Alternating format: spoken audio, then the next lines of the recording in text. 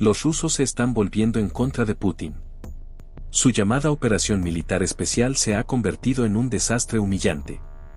Lo que se supone que iba a durar 2 semanas lleva ya más de 2 años, con Putin fallando en cada etapa. Y ahora, no es solo contra la Ucrania respaldada por la OTAN que está luchando, su propia gente está negándose a pelear sus guerras. Analicemos cómo la incompetencia de Putin está llevando a sus soldados y ciudadanos a rebelarse. Empezaremos con el evento más importante que posiblemente cambió el rumbo completo de la guerra, la invasión ucraniana en Kursk. Este es un cambio significativo en la dinámica frágil entre los dos bandos. Durante 30 meses, Rusia fue claramente la agresora, avanzando cada vez más dentro de Ucrania. Los ucranianos estaban agotados intentando defender su territorio y empujar a los rusos de vuelta. Aunque la primera ola de ataques, la que casi llegó a la capital, Kiev, fue repelida a finales de 2022, eso no detuvo a Putin ni su retórica ni su estrategia. Antes de la invasión de Kursk, los objetivos de Putin eran simples: tomar la mayor cantidad posible de Ucrania, lo más rápido posible y por cualquier medio necesario. Y la propaganda del Kremlin funcionaba a su favor. A los ciudadanos se les aseguraba que los ucranianos eran responsables de las razones detrás de la operación militar y que el ejército ruso pronto los sometería y devolvería la paz a Rusia. Esa narrativa funcionó porque Rusia la controló cuidadosamente. El Kremlin dividió al pueblo ruso en 2 grupos, los habitantes urbanos de Moscú y otras grandes ciudades, alejados de la guerra y sin nada que temer, y la población rural, totalmente a disposición del Kremlin a través de múltiples rondas de conscripción y contratos militares lucrativos. La invasión de Kursk cambió eso. De pronto, Rusia se convirtió en la defensora. Ucrania cruzó la frontera e invadió una región rusa que estaba sorprendentemente desprotegida. Parecía un sueño febril más que una campaña militar real. Cuando empezó, tanto el gobierno ucraniano como su ejército guardaron silencio. No había información sobre si la invasión tenía éxito ni cuál era su objetivo inicial. Los primeros reportes vinieron del Kremlin. Aseguraban que el ejército ucraniano había cruzado la frontera con apenas 100 soldados y algunos vehículos militares, en lo que describieron como un intento desesperado por desviar fuerzas rusas del frente real en Donetsk. Las autoridades rusas afirmaron que rechazarían rápidamente a los invasores ucranianos y que las fuerzas rusas en Kursk eran más que suficientes. Pero días después, esos reportes se volvieron dudosos. La invasión no solo continuó, avanzó. En poco tiempo, Ucrania tomó el control de decenas de pueblos y aldeas en la región de Kursk. ¿Qué pasó? La respuesta es sencilla: conscriptos. En lugar de usar soldados profesionales bajo contrato para defender Kursk, el ejército utilizó reclutas frescos. Esto probablemente era cierto para varias regiones fronterizas, pero Kursk fue donde los efectos se hicieron más obvios. Los conscriptos no estuvieron a la altura de las fuerzas ucranianas invasoras, que crecieron en número y obtuvieron más apoyo de artillería durante la primera semana.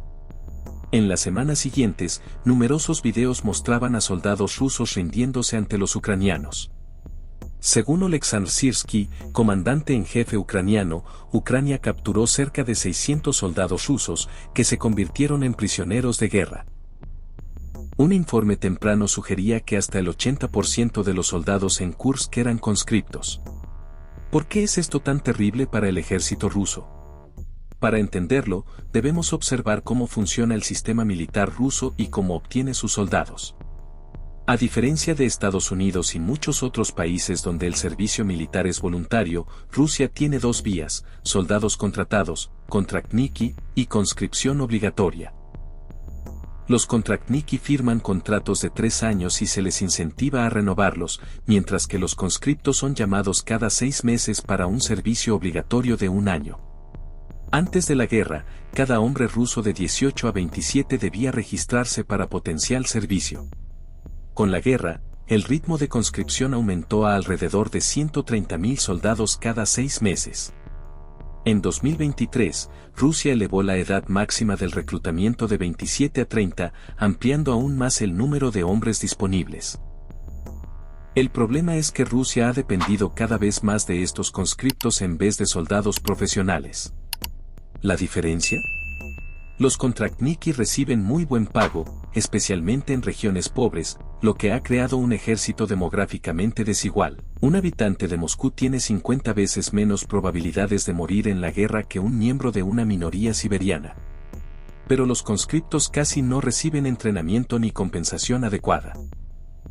La descentralización del entrenamiento militar ruso significa que la calidad varía enormemente entre unidades, y los conscriptos, que solo sirven un año, rara vez reciben entrenamiento real de combate. Su labor suele limitarse a tareas de apoyo, limpiar, cocinar, manejar equipos o participar en ceremonias. Además, por ley, Rusia no puede desplegarlos en misiones fuera del país. Se supone que solo defienden Rusia, no que encabecen invasiones. Por eso, incluso en los peores momentos de la guerra, había un entendimiento tácito de que los conscriptos no estarían cerca del frente, el cual está profundamente dentro de Ucrania. Pero eso cambió cuando Ucrania atacó Kursk. De pronto, los conscriptos se encontraron en el campo de batalla, sin preparación ni equipamiento. Esto explica la oleada de rendiciones y el fracaso de Rusia en defender la región. Y esto abre un precedente peligroso, considerando la historia. Durante la era soviética, millones de conscriptos formaban uno de los ejércitos más grandes del mundo. Fueron enviados a Afganistán entre 1979 y 1989, una guerra que costó unas 15.000 vidas soviéticas y que alimentó la creciente frustración pública hacia el régimen. Luego vino la Primera Guerra de Chechenia, con otros 10.000 soldados rusos muertos y una enorme crisis humanitaria. La opinión pública se volvió completamente en contra del uso de conscriptos en guerras extranjeras, lo que finalmente llevó a Rusia a prohibir su despliegue fuera del país. Esto no detuvo el draft, pero sí aumentó la resistencia social. Simular enfermedades, alistarse en universidades o sobornar oficiales se convirtió en algo común. Como dice el historiador Ian Garner, evadir el servicio militar es prácticamente un arte en Rusia. Cuando la guerra pasó de un intento rápido de conquista a un conflicto de desgaste, y Putin anunció la primera ronda de conscripciones, miles de rusos intentaron escapar. Cerca de 900.000 personas abandonaron el país para finales de 2022. No todos eran hombres aptos para el servicio, pero muchos de esos hombres se llevaron a sus familias y toda su vida con ellos para alejarse del ejército ruso. Y ahora, con Ucrania dentro del territorio ruso, los conscriptos pueden volver a ser llamados para ir al frente, esta vez contra un ejército mucho más experimentado y decidido a ganar. Así que no es de extrañar que los soldados dispersos dentro de Kursk se hayan rendido rápidamente ante los ucranianos que avanzan. Realmente no tenían ninguna posibilidad. Y si Ucrania decide aprovechar esta ventaja, lo mismo puede ocurrir en otras regiones cercanas, extendiendo el descontento tanto entre los soldados como entre la población civil respecto a las acciones de Putin en la guerra. La incursión en Kursk también demostró que a Putin no le importa desplazar a cientos de miles de personas de sus hogares, ya que las estimaciones actuales sugieren que había aproximadamente 200.000 personas en las zonas ocupadas por Ucrania en la región de Kursk. A pesar de todo eso, Rusia sigue prestando mucha más atención a los soldados con contrato. Aunque los conscriptos técnicamente pueden firmar un contrato, solo pueden hacerlo después de su primer año de servicio militar. Considerando la escala de la guerra, esto significa que muchos de ellos podrían no llegar ni siquiera a terminar ese primer año. Todas las promesas de gloria, heroísmo y compensación económica están dirigidas a los soldados contratados, que están en primera línea tratando de ganar 1 kilómetro de terreno en Donetsk mientras son bombardeados con municiones suministradas por la OTAN. Cuando se entrevistó a los conscriptos capturados en Kursk, la mayoría dijo que no esperaba ver combate real. Recibieron entrenamiento y equipo mínimos, y se les ordenó mantener su posición. Algunos blogueros militares incluso han sugerido que las tandas más recientes han pasado apenas una semana en entrenamiento militar.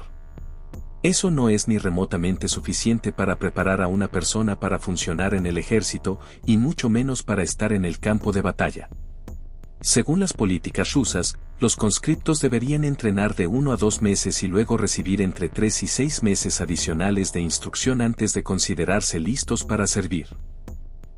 En Estados Unidos, el campamento básico inicial dura 10 semanas y va seguido de al menos 22 semanas de entrenamiento avanzado. Comparado con eso, 1 o 2 semanas no son nada. El Kremlin es consciente de la enorme diferencia entre cómo trata a los conscriptos y a los contrachniki y, hasta ahora, ha intentado adelantarse a cualquier informe comprometedor para encubrirlo. Mientras los ucranianos barrían las zonas agrícolas de Kursk y los conscriptos rusos se rendían a su paso, los oficiales celebraban el Día del Oficial. Los reportes procedentes de la región de Kursk siguen mostrando la falta de una respuesta militar adecuada por parte de Rusia. Zelensky ha señalado que Ucrania pretende mantener la región ocupada el mayor tiempo posible, dándole así otra ficha para poner sobre la mesa en futuras negociaciones. Mientras tanto, Putin ha intentado, sin éxito, barrer bajo la alfombra la mera existencia de la invasión a Kursk. Pero los conscriptos no son el único grupo del que Putin debe preocuparse. Algunas personas mucho más cercanas a Moscú, con capacidad de mover hilos importantes, también han empezado a dudar de la capacidad del presidente ruso para liderar el país. Estamos hablando de los oligarcas rusos. Estos hombres y mujeres, aunque en su mayoría hombres, se enriquecieron principalmente gracias a la enorme expansión de Rusia en el sector energético, especialmente el petróleo y el gas. Los viejos oligarcas amasaron su riqueza en los años 90, cuando las reformas gubernamentales provocaron grandes cambios en la industria, permitiendo que unos pocos se hicieran ricos con la transición del socialismo al capitalismo en la nueva Rusia. Cuando llegó al poder, Putin trató en gran medida de sustituir a esos viejos oligarcas que lo criticaban, aunque no con tanto éxito. Después de que algunos fueran encarcelados, el resto llegó a un acuerdo con Putin, perder una parte de su riqueza y poder, pero seguir gozando de sus favores y de los beneficios de estar cerca del Kremlin. Esto funcionó mientras el sector energético del país siguiera prosperando. El Kremlin necesitaba a los oligarcas, que habían establecido amplios vínculos con grandes empresas occidentales, tanto como los oligarcas necesitaban a Putin, que podía rescatar compañías en problemas a través del banco estatal. La guerra en Ucrania dio la vuelta a la situación. Prácticamente de la noche a la mañana, Rusia perdió algunos de sus mayores socios comerciales y tuvo que apresurarse a cerrar acuerdos con China e India para compensar las pérdidas. Los acuerdos con China eran probablemente mucho menos lucrativos que los que tenía con Europa, pero eran casi la única forma de mantener el país funcionando en tiempos de guerra. En 2023, el comercio con China alcanzó su máximo de $240.000 millones y ahora muestra una ligera caída. Al inicio de la guerra, cuando todavía no estaba claro cuánto tiempo duraría, los oligarcas se mantuvieron en silencio, esperando a ver las implicaciones económicas de la invasión. Pero cuando empezaron a aparecer las primeras señales de problemas, algunos optaron por tomar una postura pública en contra de la guerra. Uno de ellos fue Oleg Tinkov, que renunció a su ciudadanía rusa en 2022 y llamó idiotas a los partidarios de la guerra. Tinkov probablemente sea el primero de muchos fichas de dominó que pueden caer alrededor de Putin. Otros oligarcas optaron por críticas simbólicas y quejas discretas, como Mikhail Freeman, cofundador del mayor banco privado de Rusia. Freeman volvió a Rusia cuando estalló el conflicto entre Israel y Hamás, mostrando que Putin todavía conserva cierta capacidad de control sobre cómo operan los oligarcas. Putin ha aprovechado la guerra como una oportunidad para recortar aún más la influencia de estos magnates sobre su régimen. Un ejemplo es la reciente demanda para nacionalizar una compañía propiedad de uno de los hombres más ricos de Rusia, Andrei Melnichenko. Con Rusia bajo fuertes sanciones de Occidente, muchas empresas de oligarcas como Melnichenko ya no tienen las mismas conexiones económicas que antes de la guerra. Esto las convierte en objetivos fáciles para que el Estado ruso las tome bajo su control, junto con las personas que las poseen. Es muy probable que algunos oligarcas estén colaborando con este esquema. Recordemos que muchos de ellos se enriquecieron en el sector energético. Ese sector no pasa por su mejor momento. Ataques ucranianos repetidos contra refinerías clave han provocado grandes déficits de productos refinados de petróleo y gas. Esto se debe en gran parte a que Rusia utiliza un modelo de entrega justo a tiempo, manteniendo muy poco petróleo en reserva a pesar de ser uno de los mayores productores del mundo.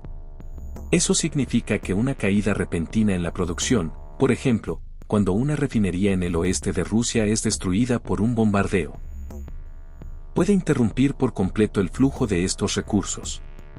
Esto afecta tanto al comercio como a la economía interna.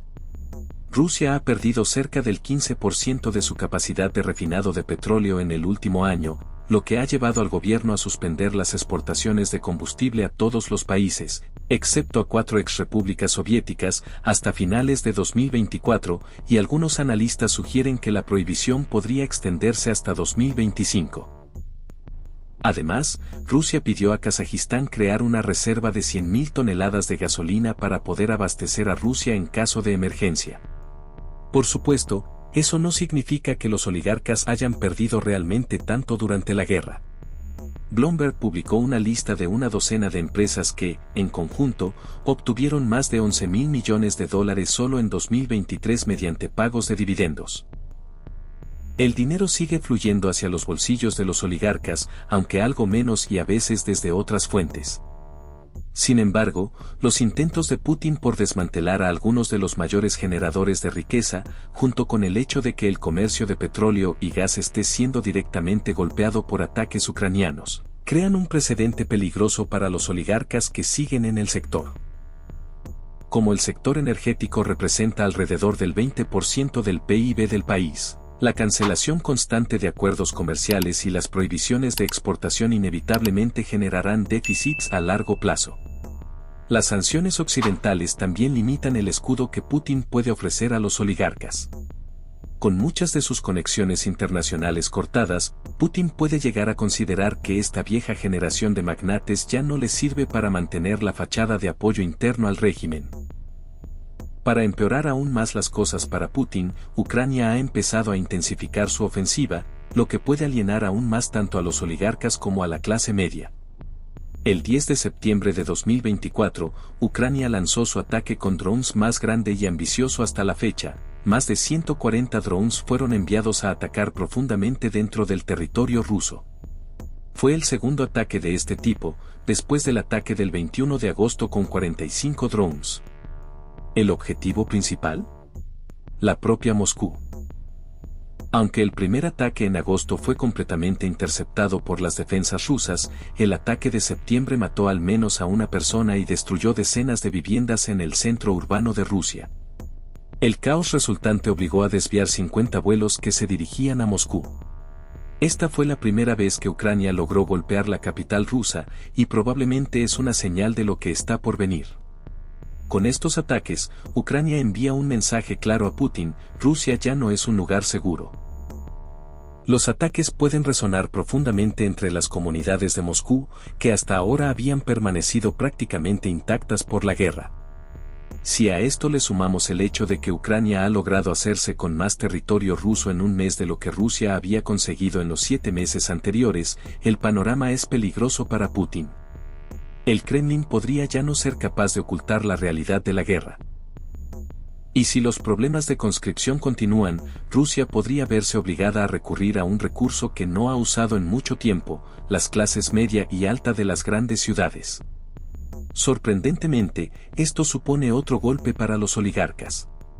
Antes podían quedarse al margen, observando la guerra mientras seguían ganando dinero. Ahora, los ricos rusos están realmente acorralados.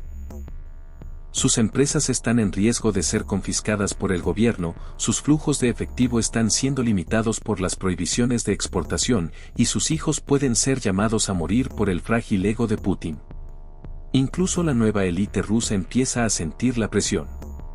Como el sector energético lleva años en auge, esto provocó que otros sectores se quedaran atrás. China ha aprovechado para tomar el control y crear casi monopolios en bienes de consumo que van desde teléfonos inteligentes y autos hasta maquinaria agrícola. Con la manufactura doméstica debilitada, cada vez tiene menos sentido seguir en el negocio cuando sale más barato comprar en el extranjero. Así, Putin se está dirigiendo a una colisión directa con las mismas personas que han sostenido su dominio de la política rusa. Si decide dar un paso demasiado agresivo, los oligarcas podrían llegar a estar lo bastante desesperados como para quitarlo del poder de forma definitiva. En última instancia, Putin está al borde de perder el apoyo de prácticamente todos los ciudadanos rusos que pueden afectar directamente el curso de la guerra en Ucrania.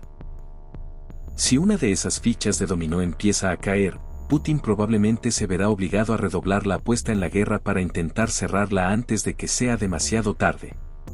Sobre el papel, Rusia todavía tiene los recursos para resistir más que Ucrania en una guerra de desgaste.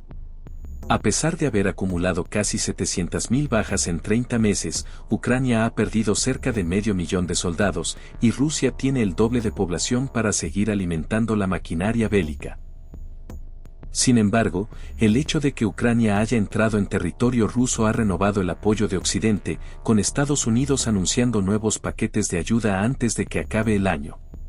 Además, a pesar de décadas de amenazas, las advertencias de Rusia sobre el uso de armas nucleares contra la OTAN han resultado vacías hasta ahora. Eso le da confianza a la alianza para enviar más equipo militar avanzado a Ucrania, incluyendo armas que antes se habían negado precisamente por miedo a esas amenazas nucleares. El primer lote de 65 cazas F-16 ya está volando sobre el cielo ucraniano, y Zelensky ahora podría tener suficiente influencia para pedir todavía más. Si Putin no termina la guerra pronto, alguien más la terminará por él, y es muy poco probable que sea a su favor. ¿Tú qué opinas?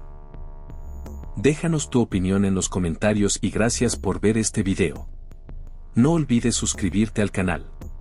Hasta pronto.